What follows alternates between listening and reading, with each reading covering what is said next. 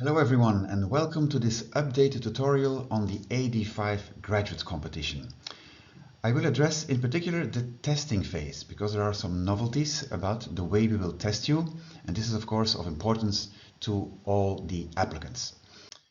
On the competition page you find this infographic which shows you the 6 steps to take to become a successful candidate. The first stage, the application phase, is of course over, so now the stages 2, 3, 4, 5 and 6 are still to follow.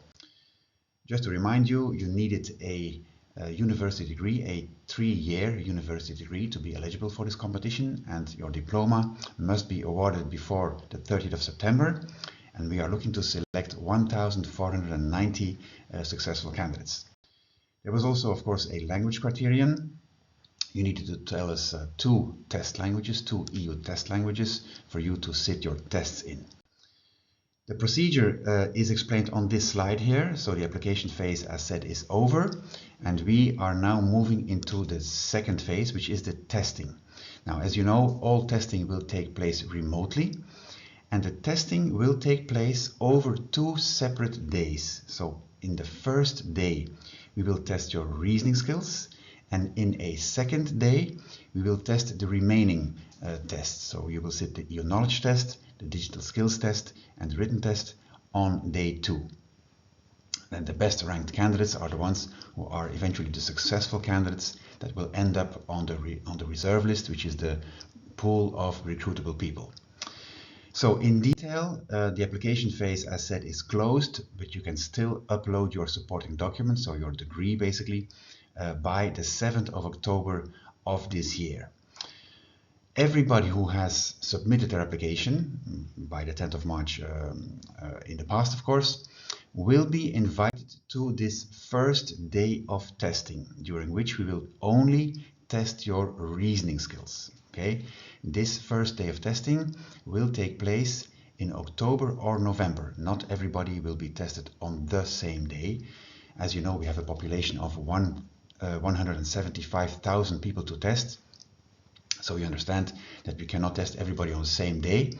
About 2 weeks prior to your testing day, you will receive the invitation letter inviting you to this exact testing date, which is either in October or November, depending on when you as a person will be tested.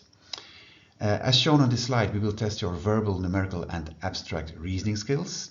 And you need to meet a pass score. For verbal reasoning, the pass score is 10 out of 20. And for numerical and abstract reasoning combined, there's also a pass score of 10 out of 20. Now, everybody who meets who meets this pass score, who reaches this threshold of 10 out of 20 for verbal and 10 out of 20 for numerical and abstract combined, that population will be invited to the second testing day. Okay, so you must make sure that you meet this pass score. The ones who do not meet both these pass scores will not be invited to the second day of testing. On this second day, and this second day will take place in early 2027 only, okay, so you have time to prepare again for these tests of the second day. On this second day, you will first of all sit an EU knowledge test. And as explained previously, we will make available the testing material, the preparation material, I must say, about 2 months prior to this testing date. Okay, you can then prepare for this test, and again, you will need a pass score of at least 15 out of 30, but of course you should try and score as highly as possible. The second test on that day will be the digital skills test, and the third test on this day will be the written test. For the written test, about 2 weeks prior to the testing date, you will receive material to read and study in order to be able to reply to the question that you will receive on the day of the test. So after sitting these 3 extra tests, the competition is over. You have taken all the tests, and then we start scoring. Scoring still works in 2 phases. There's first a preliminary scoring, in which you can see that the verbal reasoning test weighs a lot. It weighs for 40% of your total score here. And then EU knowledge and digital skills also weigh for 30%. And you notice that the score that you got on numerical and abstract reasoning does not count in the total scoring here in this phase. So you just, of course, needed to reach the pass mark of 10 out of 20, but the score as such does not weigh in the final ranking. So when we have scored everybody, we can draw up a ranking, and we will then use the top 1.5 times the number we need. So in total 2,235 people. Of these people, we start scoring the written test.